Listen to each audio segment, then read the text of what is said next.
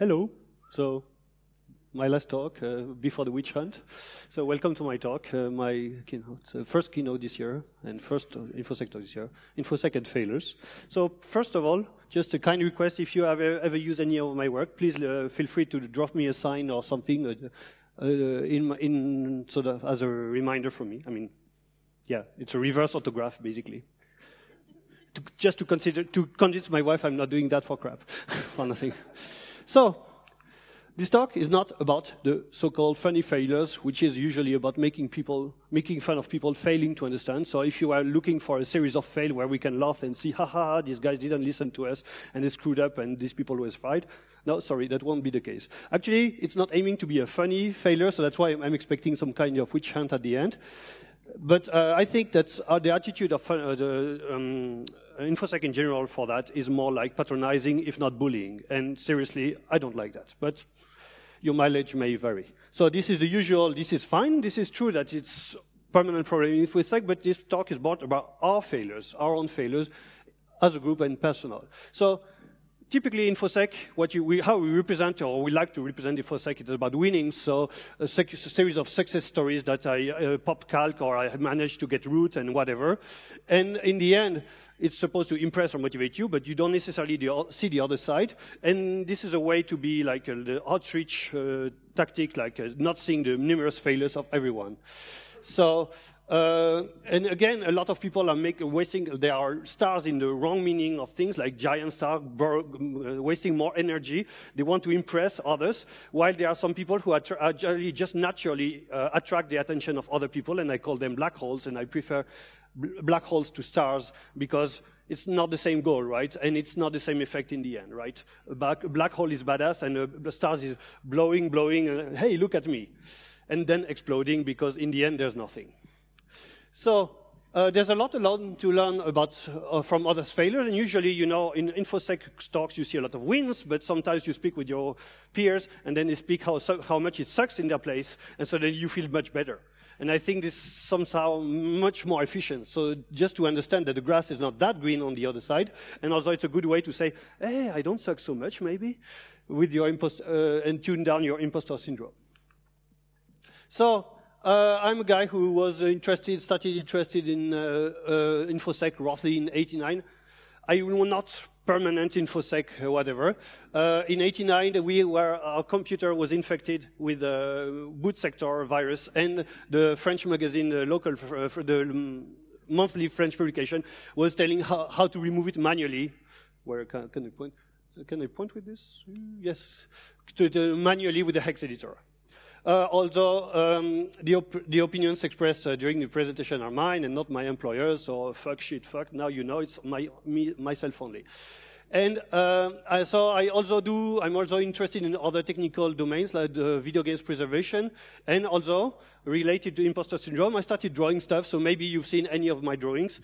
And if you want to any of them, just take yourself a poster, a mini poster. They are free on the table.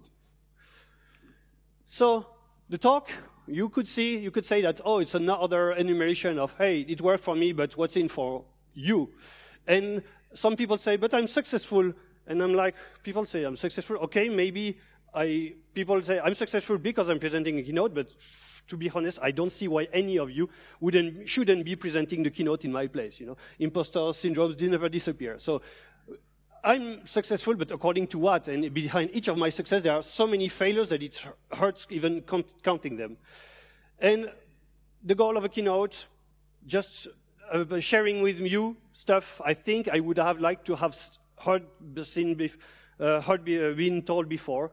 And maybe it's nothing new, I don't know. Maybe it's indeed not obvious to you, but that's the goal of a keynote, right? But I'd rather share with you some stuff I would have liked to hear in my career, or even very recently. So there will be two parts of the talk, like how I think Infosec is failing as a group, and about personal failures in Infosec. Because, well, that's what I think would be worth being shared with you. And the two ideas between each part is that I keep seeing the same recipe because in Infosec, and then I don't think there is any reason that things should change because we keep doing more or less following the same strategy.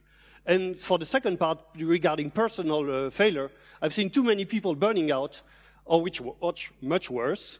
So I think the first thing I would hope is that none of you burn out or worse.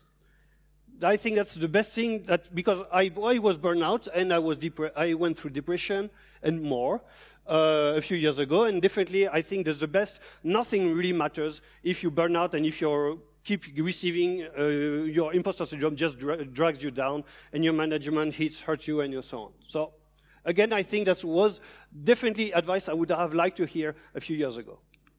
So group failure. So what Infosec fails as a whole? How could we improve? So it feels like an oral tradition, because when you want to start a new topic, there's not like there are plenty of crap websites, snake oil, and then you have to look to a specialist and ask him, and then he will point to a series of stuff. So it feels like an oral tradition that before the writing was invented, you know? And then some links may be dead. And then this may be failed, you may be stuck or not. So sharing knowledge on Infosec is already a problem. So we expect the users to understand us, but how can we even share knowledge with the other people in Infosec? So I think this is also a big problem, right? I will see a bit more about this. So I think we should share differently. There are a lot of contrasts, too many, depends on your point of view. And then there's one paper, some are good and not. Then there's one URL. And then there is a single point of failure. The moment this, like let's say 15% of the paper is invaluable, and then there is a single point of failure, and the moment the link dies, then Infosec, it's a loss for the whole of Infosec. So preserving knowledge, so far I think the only alternative is relying on archive.org. And there's also the problem that in Infosec, it's not just the content, not just the slides, but also the proof of concept and the actual whole system where the actual paper was based on, and we also lose that. So it's not just about file content, but it's also about the file structure. And preservation is typically about preserving the content, so it's good to preserve paper, but not the rest. So we cannot even replay all the exploits, and we learn from them. And now, you know, a few years ago, when I was young, we played old school video games, okay? And then they start to be lost, and then they were the first emulator. It was very weird at first. And now retro gaming is so trendy that there are a lot of books and documentation about that. It's just starting. And retro-poning is not even started, right? Can you replay? Can you understand the first exploits based on the system? Maybe it sounds totally useless now. But once we'll have enough lost, then I'm pretty sure this will gonna happen. So when is retro-poning? When will it be a thing? And maybe in a few years we'll say not just a proof of concept, but also store a whole VM snapshot of the environment, just so that people can replay and relearn from it, right? And so again, so yeah, we cannot even reuse our own knowledge. So how can we expect people to not even understand us, right? I mean, okay, if we can reuse some knowledge, but some is definitely lost, I think. And the problem also is that there is a lot of noise. So many conference talks, but also FUD, snake oil, buzzwords, bullshit bingo, and so on. So this is a problem, right?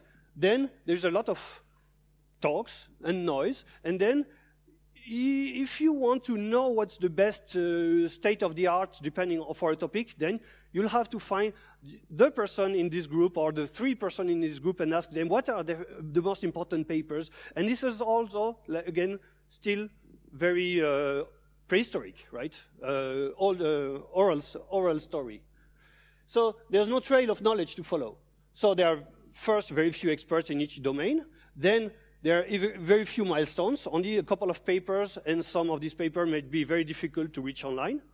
And that's the problem where it hurts, because we make fun of academia, but in the end, if you pay for them, you can still get all the academia papers much easier than all the Infosec papers.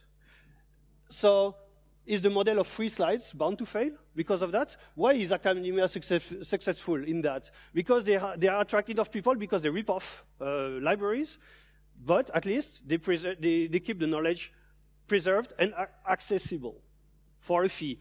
But at least I would prefer to pay a fee sometimes than having a dead link and just looking for hash on something, on archive.org. So here are a few hypothetical books I would love to buy.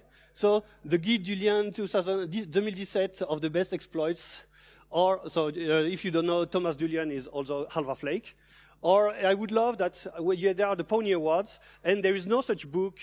For the Pony Awards, you just have a list, and you don't even have a link to the write-ups, and you don't have a collection of the best write-ups of all the Pony Awards on the specific domain. And if I would buy that.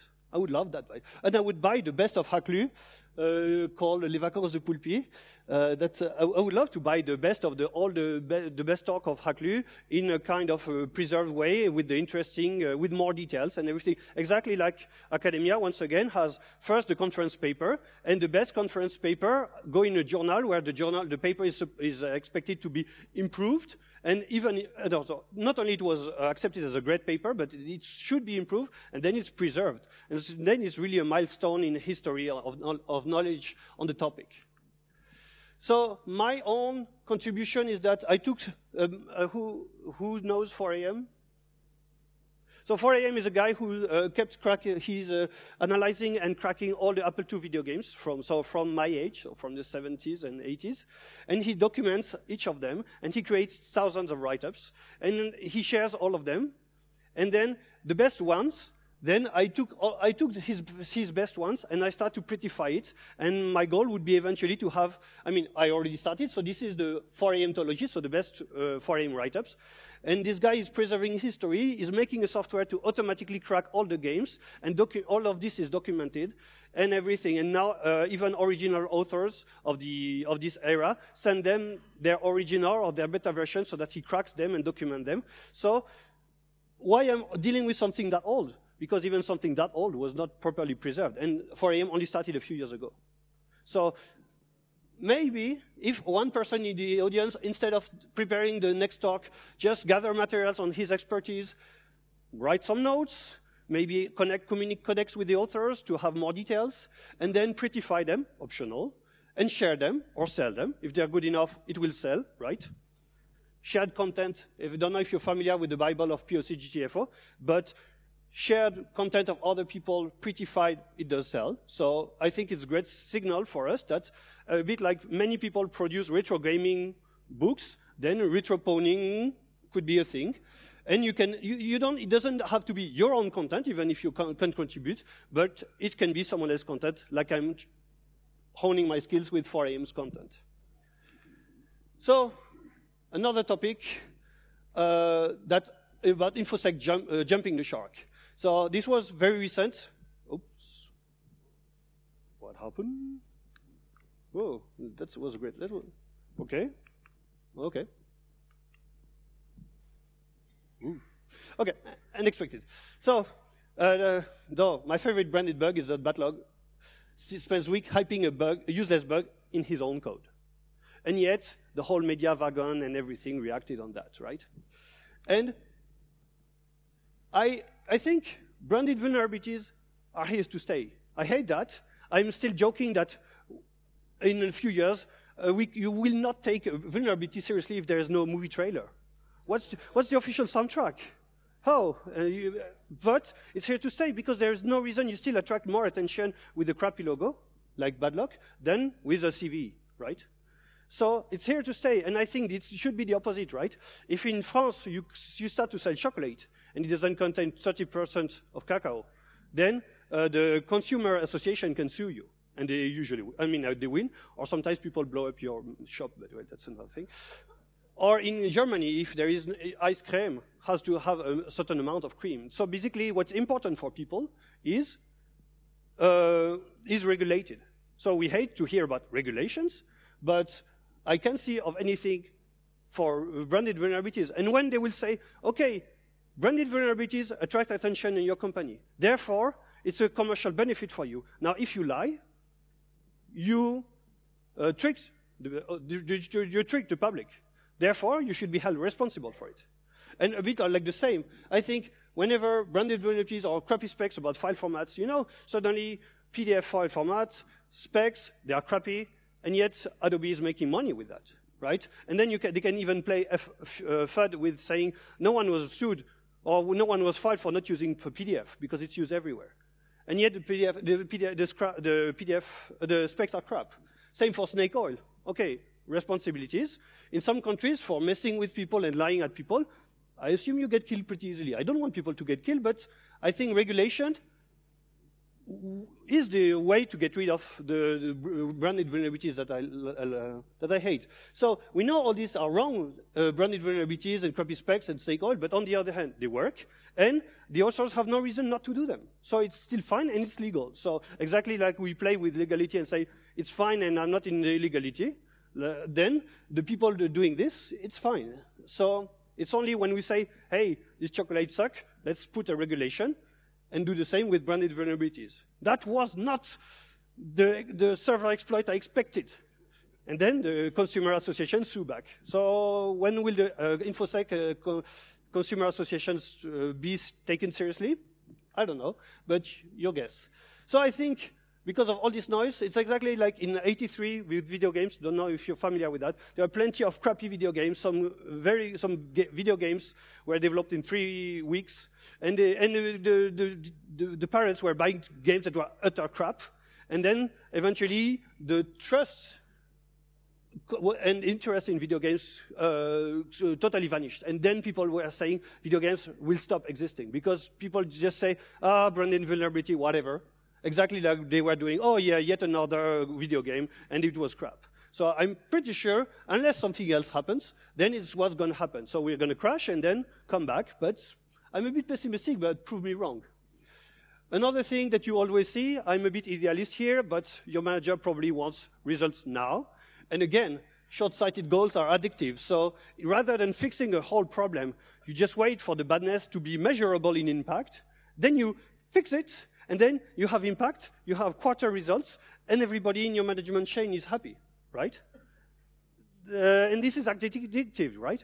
I prefer, I'm an idealist again, to close a bug that will close the attack surface, but on the other hand, your manager is very happy to have this measurable impact and improvement, and then his promotion is easier. So again, I think although short-sighted goals are here to stay, because even when there's a major breach, it doesn't make financial impact. So that's where it hurts. If it hurts, the money disappears, then a breach will be considered bad, and then people will want to fix them in the future. So nothing will change, I think. And I think the people who associate risk with money is insurances. And when it will happen enough, insurances will start to say, hey, ISO hasn't changed anything. Now we want better standard. I mean, okay, I don't trust insurances much, but you know, these are the people who ask you to have a shitty door, but expensive, so that you have a lower price in your monthly insurance, right? So as they associate money with restriction, and I think this is something that will change things in the future, but again, not there yet. Another fail. So I think we're just starting a new cycle. Computer Infosec is still quite new for all of this. And I'm not trying to be pessimistic, just realist, and please prove me wrong. Please fix all of this within tomorrow. I'll be fine. Please. Okay, so now, totally different change, probably more important for each of us and not for all of us as a group. Personal failure, because nothing will matter if you're broken inside. If you feel like you can't work, I still don't know why I'm in this industry, sorry. I'm doing a keynote right now, but I'm like, I'm the biggest imposter ever. Like, whoa. Anyone could probably do better. It's just ideas. I don't even show anything technical. But when you're broken inside, nothing ever matters. And this is the worst because no one taught me when starting Infosec, and I learned how to do cracks, I learned how to do disassembly, malware analysis, but not how to handle myself or handle other when people are broken. And the problem is, you are the most important person in Infosec because, again, nothing will matter if you're broken or burn out. And Infosec makes it quite easy to burn out. There's a lot of bullshit bingo and drama around it, and many opportunists who just see, oh, you're Infosec, yeah, it's a successful domain because there are a lot of hackers, so there's a lot of money to make. That's not why I am in Infosec, but this is something I keep hearing. And then you have a lot of people, so how do I start in Infosec? It's like, well, we'll see about this. But it's a bit annoying to have all these people just attracted to think that I'm in there for the money. So, first of all, if you think this is all bullshit, and if you're fine, and you don't feel you're burnout or anything, listen, because the other people broken, the broken people can easily talk about themselves anymore. So really listen to your neighbors, because it's worst case, when your neighbors commit suicide, then you'll say, oops, I could have done something. And maybe you'll say a bit more than oops. So again, maybe it's purely hypothetical. I'm glad you didn't all leave the room yet, but I'm expecting the witch hunt after that. But again, if you think this is bullshit, but on the other hand, if you think you're fine, listen to other people, because usually, actually, when the moment you accept suicide is actually a moment where people feel happier, because they know, they think, I will commit suicide that day, and now I don't give a shit, and they are happier. And the people, just before committing suicide, usually they are feeling well. And then it's too late. And if you're broken, again, fix yourself for yourself, and then the other benefit is basically that you can help other fix later. You can help other fix later. Okay, there's a word redundancy here. So the most important advice I gave to everybody, to people who made me, what do I need to learn, is like, Infosec is not about knowledge. You will have to learn a lot of stuff. The more knowledge, the easier. But it's not going to end suddenly, you have all the knowledge. But the problem I saw is that people started to gather knowledge, and then they were not comfortable enough with the repeated failures of Infosec, because you start analyzing malware, and you don't know what it does. And people ask you, what do you do? What is it doing? And say, I don't know yet. And then they say, you should learn your job to do your job better. And they say, yeah, of course, repeat that 10 times, and the malware will open itself magically and reveal its secret. So anyone saying, couldn't you do it better, or you did it wrong, is just they lack experience, or it's just your management who wants quarter results. And it makes sense, but it's not what the whole of Infosec is about, the core of Infosec is about. So definitely Infosec is about accepting, embracing, and sometimes avoiding failure. It doesn't mean we want to fail, but we need to accept the state of failure. It's permanent state of failure until there is a little success. And the knowledge will come, the more the better. But again, you want to go in Infosec, you don't know anything, it's not a problem. It's more like failing and standing up again. So you can know the path if there is no map. So you don't know a path that was never explored before, and some potential failures, well, they were not explored before. You have a malware, you have a situation. Have we been hacked? I don't know yet. Can you hack this? I don't know yet. Is it secure? And so on. And then this needs to be explored, and there's always a lot to explore. So you shouldn't blame yourself, because other people will say, hey, it's easy. Oops, again. Okay. Okay. So other people may think it's easy, especially your management or colleagues. And if they have some experience, they know that you fail here. Well, you just needed to fail, and you didn't know yet. There was no map at the time. So my mentality, I don't know if you're familiar with the Shadok, but this is a rocket that they built, and they knew they had 1 chance in a million to build a successful rocket. So they hurry to miss a lot of times, so that eventually they'll be successful. And after all my failures in my life, this is how I start a new project. I don't know how to do it. I will certainly fail, but let's fail a lot of times, and then eventually there will be something. I mean, even if I don't succeed immediately, then I will have learned a lot of those steps here. I will have learned all these steps that I didn't expect before. So a single success is a long line of failures, exactly like this guy is doing research and he's looking for the oasis, and all these steps could be seen as failure. I walked a step, I couldn't find, but eventually he might find. So it is exactly like research is. And if you're not familiar with this, well, avoid research, avoid Infosec, I would say. Otherwise, well, maybe if you want to click checkbox in Nessus, it's fine, but this is not my kind of Infosec. And my only algorithm for creativity is just try. I have no idea if it will be good. And if it's better, then keep it. And if it's not, well, try again. That's simple. So it's just trying something new. So every time there's a conference that tries some different structure with more workshop, with the interleaving or anything, a lot of people will say, what the fuck? And in the end, it might be better. So that was exactly worth this state of uncertainty of trying. So, and when you're doing Infosec, it's totally okay to have no idea what to do next, or it's have to realize you have taken the wrong path, because the wrong path is, again, this path of trying, and then this path must have taken you very long. So you have taken too much time, especially for your management, but it was necessary for you. So again, I think it's totally okay, because you learned in the process. So sometimes, well, we're human, you lose hope. So the goal is find yourself a sub-quest. So you cannot reach that goal, well, just mess around with this on the same topic to keep the brain, the ideas flowing, to keep the engine running, to bring extra knowledge, and maybe later, then the puzzles, the pieces of puzzle you built in your head will connect, and suddenly you have something beautiful. And even to make a cake, you have to let the dough rest. It sounds like lack of productivity, you know. No one ever tell a cook, why you could cook now, or if you were 2 cooks in parallel, you could do the cake twice faster. But that's not how it works, and especially not for Infosec.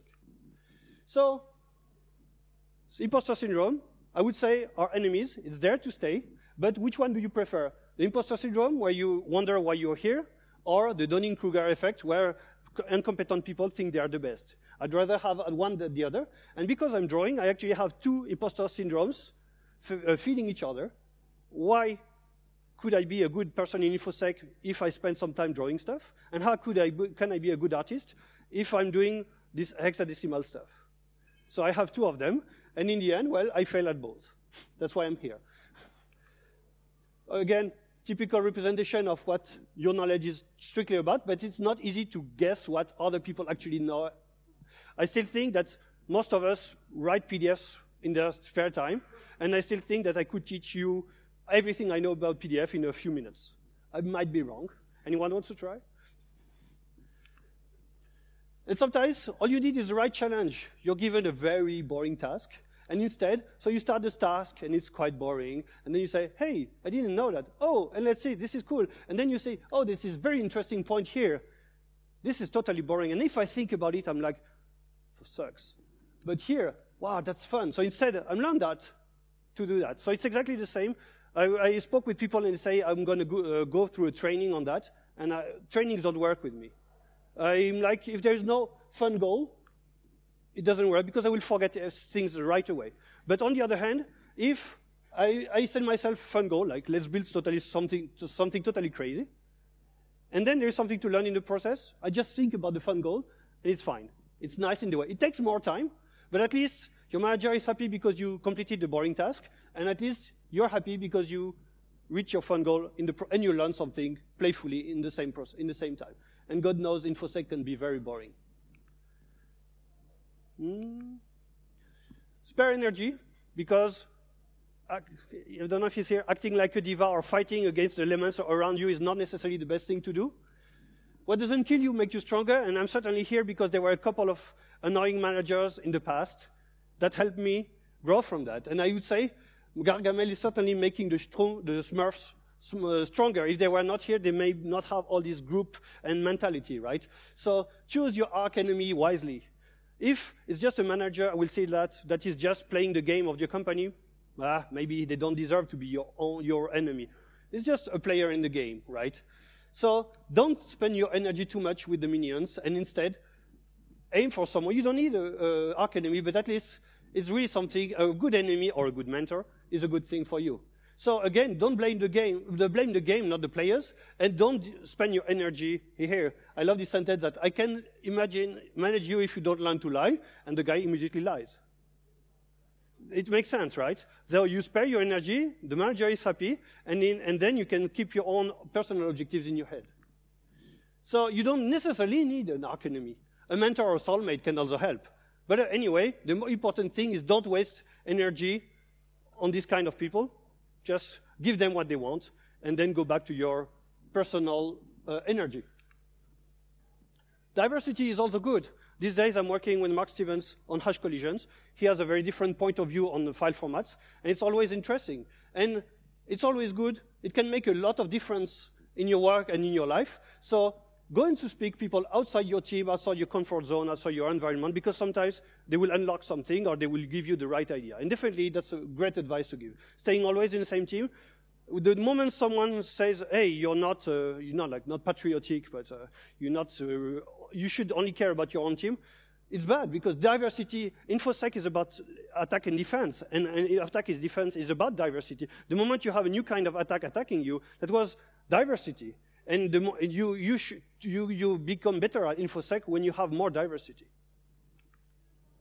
And sometimes you're out of fuel, so the obvious answer is take a break. And sometimes it's hard because you feel you have to do it for your family, for your management and everything. So sometimes it's actually good to forcefully take your friend out, like kidnap them, I don't know, something like this. Kidnap them and put them in holidays spot. To be honest, that's a good advice. I mean, I'm a bit joking here, but you might save a few lives with that. And of course, again, if you cannot beat the stage boss, then just for side quests. That's something I mentioned earlier. Now, others can't always share your perspective. Because when you start something new, but that would not be acknowledged, it's weird because no one has done that before. No one has done that before, so you shouldn't do it. And then suddenly it becomes successful, and some people are like, it's great because no one has done that before. Well, it's the same sentence. And the problem is that this can come from your closest friends or even your relatives. You do something. When I started drawing, I had comments like, "But you never drew before. And you don't even know what you're drawing? So how can you even ever draw something that people like?" And it's the worst advice comes from your closest friends. And again, it's about follow your own conviction, just sometime on your own, and try. Because eventually, when it reaches at the moment people will acknowledge it, then the critics will go down, and thank God you did this. But at the time, it was hard because everybody told you, no one did that before, so why would you do that? So if I listen to everything they said to me when I started drawing and I was thinking, oh, I should make proof of concept with weird files, because everybody told me not to do that because no one had done it before, then I wouldn't be here presenting. And if I take all the time to think about all this stuff that they convinced me to stop, because that's not how you do it, I wouldn't be here. And if you know before Crocami, I spent 5 years in the land of nowhere land of self-doubt, because I thought all of what they told me. And it took me only 5 years to say, still a good idea. And there I am. So maybe that's the reason. And it took me, during 5 years, I regret those 5 years. Maybe I needed them. It's my own personal failure. But it's important. I mean, it's important to think that even I doubted too long, and I regret that. Dead. If you can make big plans, just be a lemming. This lemming, if you know the game, he's building one step at a time. And I cannot make big plans. But I just open a notepad, and I write each of these little steps. And in the end, it makes a full bridge. Ooh, again. Electric, dead. Oh, okay. So, again, I cannot make big plans, but instead I can plan each of these tiny steps. It looks ridiculous when you look at each of them. But this is what makes a nice bridge at the end. Sometimes you cannot get motivated for time reasons. So one thing that works is apply for a talk or apply for printing a book or anything. Just set a deadline with a third party. Just make a stupid €1 bet with your friend. And then your friend comes back and says, so, how is it going? And this is tiny and this is irrelevant for all people. But for you, it's important. And then you think, I have to do it, otherwise he will be smiling the rest of the year. So, Philip was suggesting that we have a deadline as a service. You enter your credit card, then you enter a deadline, and then, well, it may work. Anyone wants to try? And if you don't know when to try, but, well, it has to start somewhere or sometime by you or someone else. And what a better time than here, and place than here and now. And if you then take action now, you'll settle for nothing or something you didn't want later. Or someone else will do the idea, will say, hey, that was my idea, and it's too late. Or you say, oh, well, I couldn't do it, but you had this idea first, and maybe you could have done it better if you had tried. So another very important thing is that sometimes really the elements are against you. And really, you have your own little flame, and what people see at work is the shadow of yourself. So keep that flame. And what I do is, when you're in the worst time, and when you have really shitty work, then it's not necessarily easy, but spare some time usually at the beginning of the day, before the kids are still asleep, and you do your own personal stuff that no one knows about, what makes you rock your boat. But at least that day, you will have started with these little stupid things that you like, and the rest of the day, you will feel like you can't reach me because that day was already beneficial to me. And this is something when you have shitty tasks and shitty management and everything, and the kids don't speak at you anymore, you just do your whatever. You can need file formats if you want. Then that day will have something for you, and it will start with, you have made on purpose that this day starts with stuff for you. So then, more or less, it will be hard. I mean, that day can still be ruined, but it will be much better for the rest of the day for you. And do that repeatedly. Because again, you cannot take care of anything and anyone, or Infosec, or security of systems, if in the end, you're destroying yourselves inside. And it's also valid for physical when you grow older, like me. Another thing, whatever your diplomas are, I don't care. It's more like what you do that is important and how resilient to a failure you are. But the diploma and everything, and if you use tab or space or VI or Emacs or all this kind of thing, in the end, it's not so important, right?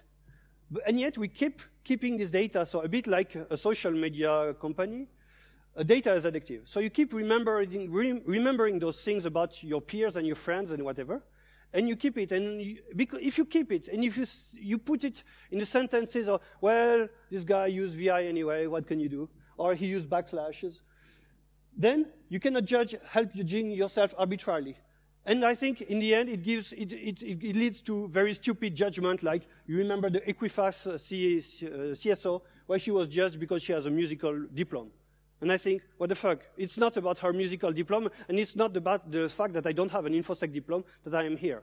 So diplomas and all this kind of, whether she used tabs or a VI, whatever, I don't care. But the only thing to have a fair judgment is to say, hey, don't judge people. So drop some tables of metadata in your head regarding your people, your friends, and then that will give them some air for their own creativity, right? Because if you start to say, well, he's the only guy in the group who doesn't use this and this, that, the day this person has a great idea, you'll have a tendency to say, well, this guy was useless anyway. And this is just because you kept this usual table of metadata, exactly like people were very quick to say that this CSO was bad because of her diploma, even though that was probably decades before. Another thing is, don't worship. You can listen, also try yourself, but in any case, anyone makes mistakes, so please prove me wrong. Please, no we shan't, but prove me wrong. But when I say, oh, this guy said it, therefore he's right, this doesn't lead anywhere. And you could actually, by thinking more, prove them wrong. So please do it, and please prove me wrong. And trying is a very good step. So when you have some feedback about your personal project, the first thing to ask is that, what did you try? Because the people complaining and saying that your software is shit, did you try anything to actually solve the problem? It's a very good way to separate talkers and not even doers, but triers. If you need ideas, you probably have great ideas. And the best ideas, Finland doesn't have jungle. Finland has an ecosystem that fits its climate, its weather.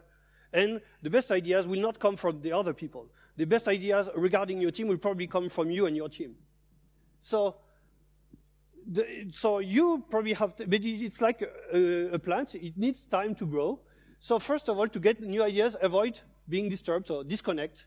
All devices off, out of reach and out of use, so we will not think about the other ideas. Isolate, so either you use noise-canceling headphones with background noise or music, or in the shower, well, you can, or a sauna, maybe that also works. And, or in a bar. And then, to forget your ideas, your evolution of your ideas without being disturbed, pen and paper.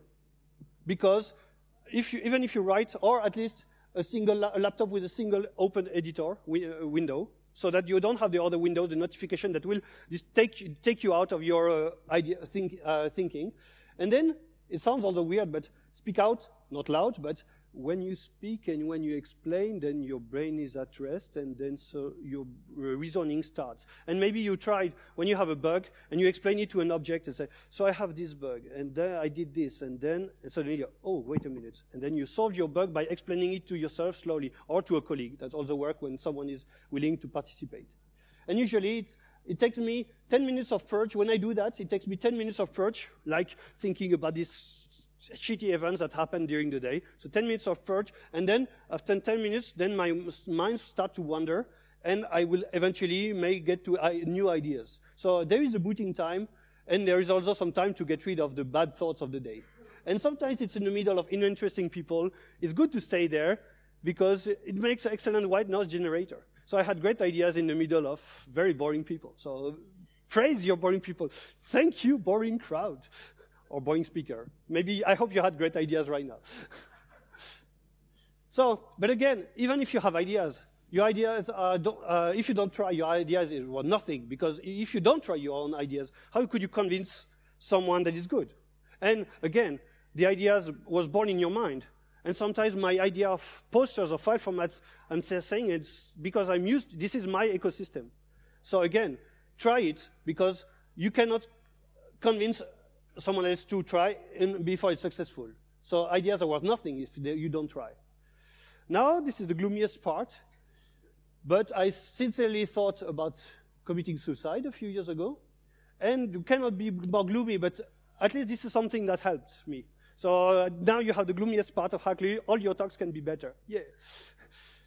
So don't take it like something that is gruesome and whatever. I just thought about something very simple, and then that lightened my weight, the weight on me, and then I was alive again, I would say. And death is just, if you play a point-and-click adventure, you would have one last icon that is die, and you don't want to put this icon before doing this stuff. And at the moment the person is dead, you wonder, it's just the last action that happened, right? Before, well, there's no restart, sadly. But, so it's like if you do a breakpoint on exit process, you run and break, and then what will be in your memory dump? What will be on the stack, the last thing you tried? What will be the last actions you did? And you will have, hopefully, a lot of actions before that list die. Of course, if it's killed, accident, can predict that. But at least, the way I thought about that is that it's just an action. Now there were plenty of actions before. What do I want them to be? And suddenly, it will be all our last actions. Now, we have plenty of nice stuff to do before, and this is suddenly what brought me back to life. So, that was gloomy. Don't take this too seriously. I'm just sharing my point of view, and I can even write proper conclusions.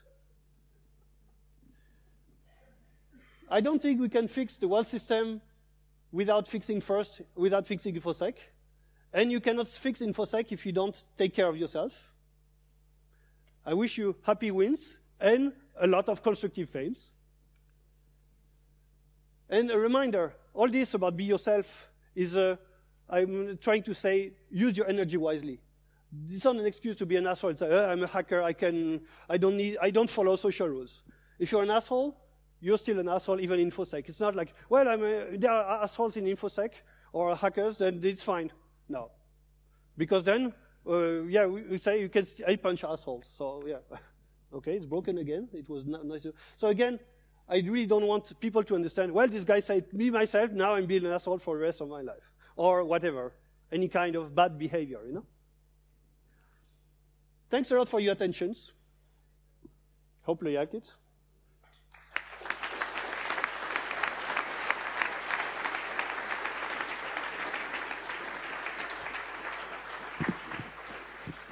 Okay, great for do you want to say something?